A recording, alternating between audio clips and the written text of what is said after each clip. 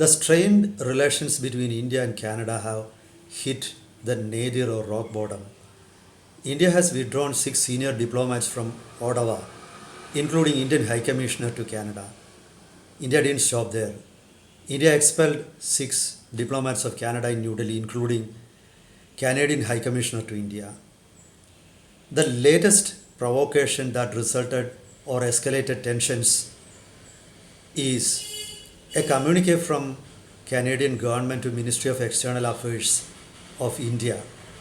According to Ministry of External Affairs of India, the communique said that Indian diplomats have been named persons of interest in a probe initiated by Canadian police in connection with the murder of Hardeep Singh Nijjar, a man who is designated as a terrorist or he is a wanted terrorist in India, and he is the leader of Khalistan Tiger Force. India said this is unacceptable. This is preposterous, and that the imputations are not acceptable. India further said in the strongly worded reply that they could be the result of vote bank politics followed by Justin Trudeau. No country in this world is going to agree if some other country implicates their diplomats, and that too in a criminal case. See, there is something like diplomatic immunity. So, all countries are expected to respect it. If something untoward happens in a country, you cannot simply blame another country. It is almost like declaring war. You have to provide solid evidence. India said Canada has not done that. Now, the question is Prime Minister Justin Trudeau of Canada solely responsible for the escalation of tensions? All on a sudden, what provoked him to indulge in such mindless decisions and acts? Is there somebody else also goading him to do this or coaxing him to do this? The third question is, did India share very friendly relations with Canada right from early times, or is it after Mr. Narendra Modi became the Prime Minister that relations between India and Canada got strained? What will be the fallout of the present acts and tension? Let's get to the bottom of the issue. Welcome to Insights. This is Hari Kumar. Let's start from the present and walk back. As I said, it was a communique from the Canadian government that sparked or escalated tensions. India, during the recent years, the relations between India and Canada have not been very good. India used to have a complaint, not in the present times, right from 1980s, right from the times of Prime Minister Indira Gandhi. India used to complain that Canada was harbouring Khalistani terrorists. India had asked Canada to expel them, but Canada never agreed with India. This is not their present decision. Time and again, Canada have been following the same policy.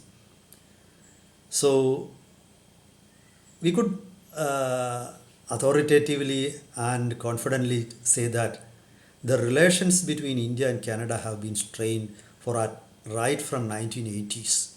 But after Mr. Justin Trudeau became the Prime Minister of Canada, they got further escalated. There is no doubt about that. Every act of Mr. Justin Trudeau aggravates the situation. In 2018, Justin Trudeau paid a visit to India, and everything he did here went wrong. It provoked India. For example, he came to India along with certain people who have been designated as terrorists in India. That was one major irritant.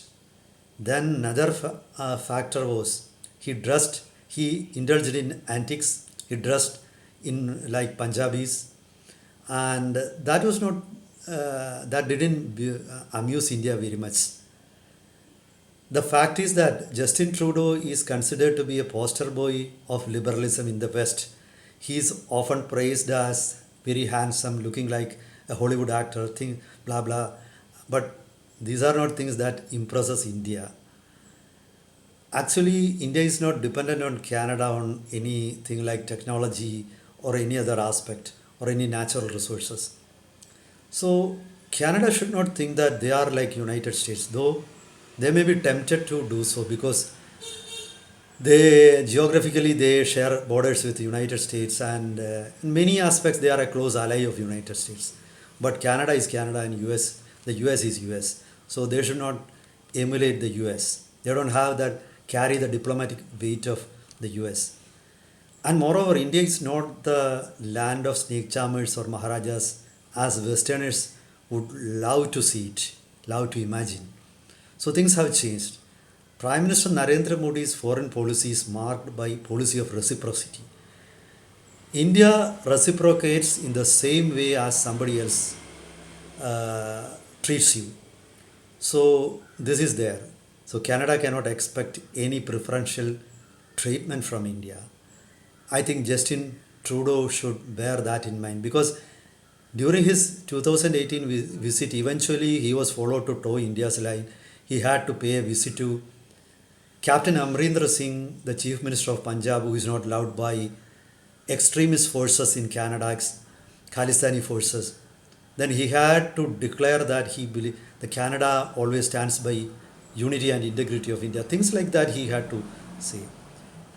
And recently also he committed a mistake during the ASEAN meeting. He accosted Prime Minister Narendra Modi and tried to speak to him. And then unilaterally Canada issued a communique which said that Mr. Trudeau said he talked to Prime Minister Narendra Modi on work we need to do. What we talked is safety of Canadians, means safety of Khalistanis.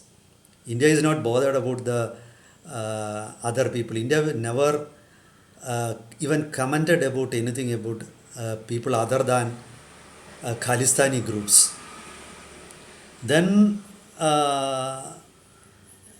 again, Justin Trudeau said he said Canada government wants to uphold rule of law, and that is the responsibility of Canada government. And he added that he reminded Prime Minister Narendra Modi that he was focused on all those things. So it is like a snubbing on India.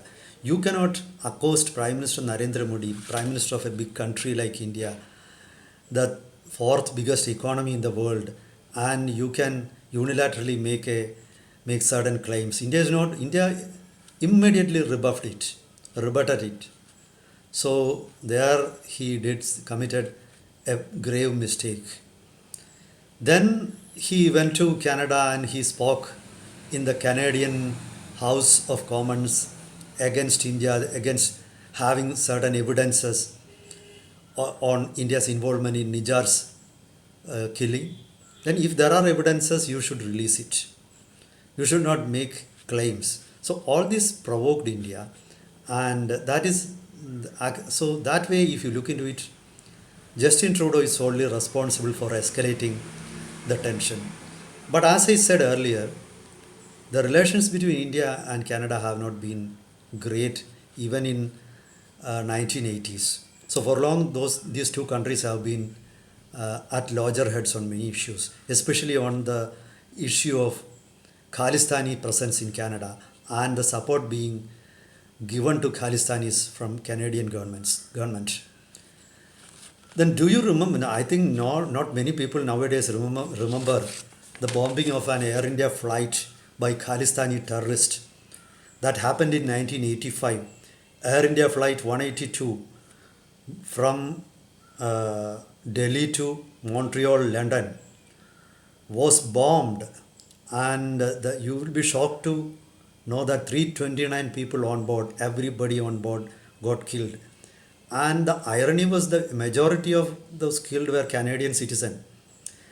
Justin Trudeau, who speaks about implementing the rule of law, ensuring the safety of Canadian citizens, should not forget what happened in 1985. The majority of those killed were Canadians, and Canadian government had been warned many times before the incident happened. This is not my opinion.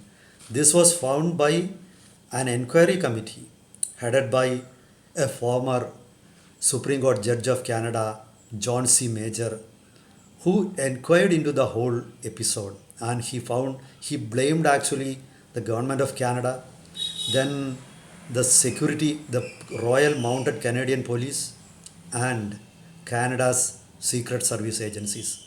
Actually, Canadian government had been warned many times by locals about such a conspiracy to sabotage an Air India flight or to bomb an Air India flight. But the government didn't take it seriously, and eventually hundreds of precious lives were lost. So this is Canada's track record in ensuring safety of Canadians and safety of other people.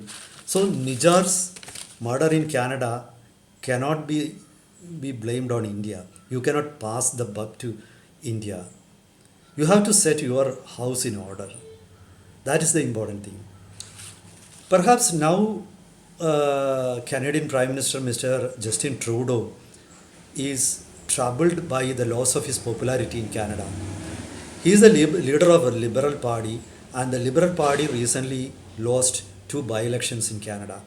So next year, when general elections are going to take place, he want to ensure the support of Sikh community. They are not huge numbers, but they are a very influential community in Canada. So he wanted to ensure their votes. That could be, he thinks that all Sikhs are Khalistani supporters, while the truth is not that. So this is a misconception, the result of a misconception, number one.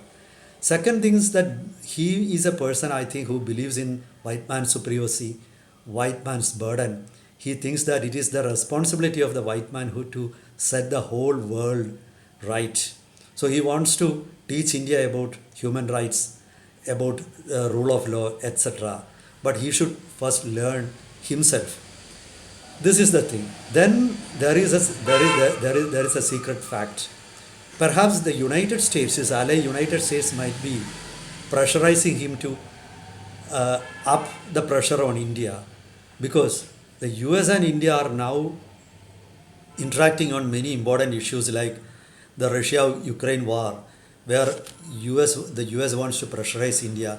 So they could be thinking that there could be a trade-off could be possible on many issues. That could be one reason.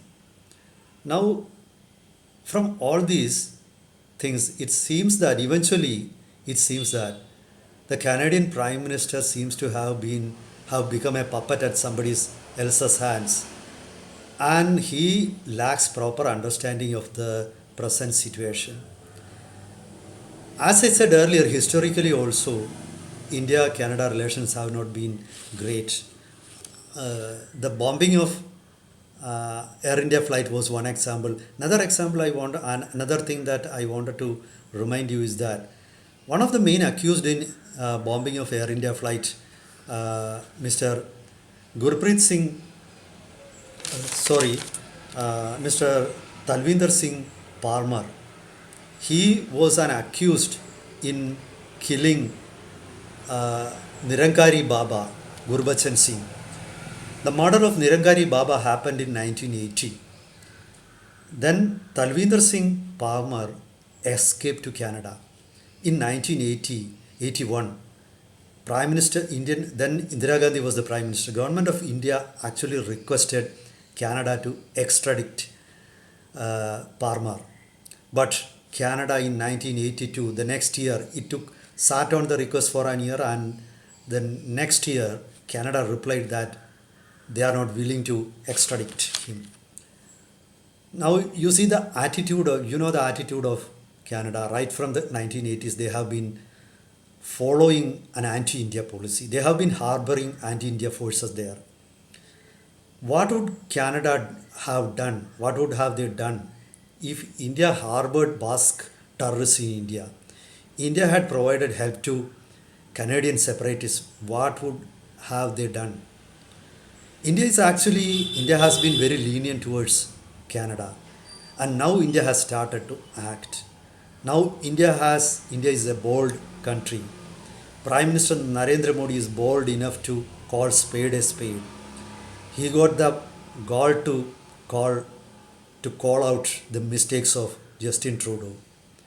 If Canada doesn't realize the power of emerging India, the situation is going towards. India is not going to swallow its words.